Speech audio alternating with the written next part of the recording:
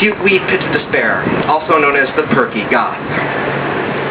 I think she has a peculiar heart, by all rights shaken and hard in its history, like a misguided angel caged in its skin, abandoned once too often, something elfin with mysteries that she might rather have left untold. But Coyote's always been too bold for his own good and still willing to bet in the right light. Her lips taste like strawberries. Our misfortune is the time allotted. See, this is why Coyote wears big black boots to kick in the doors of the senses. Almost as honest and intense a communication as the telepathy of skin. She is the first in so long to step out of these shadows of shadows and into her own light. We've gained an appreciation for her. An unusual liking makes Coyote cock his eyebrow and wave a pair of setting the temptation to tenderness on the tip of my tongue till it brings the dusty wings to surface and a blush to the snow of her sorrow. It is a grainy perdition, not knowing if the subtle bonds we've casually been building have left any intrinsic mark.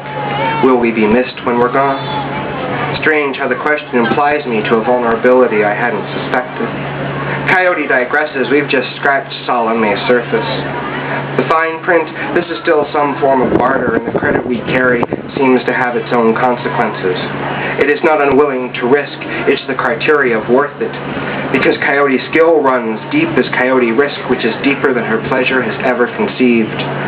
There's an understanding and compassion here, enough to cradle her for a moment's peace, a breath of super. But research sometimes requires fortitude enough to inquire the median. The last time she was found in a brief blessing, like 15 minutes in the hands of a competent massotherapist with any sense of empathy. Nonetheless, ponder the last time this wonder knew kindness from common humanity, the resolute 10 fingers and tongue, the only tools needed to feel God's grace in 3 minutes or less, and receive the mercy granted. The worst part of it is there's nothing harder than learning how to receive. Simply so she can say, right now, I am happy.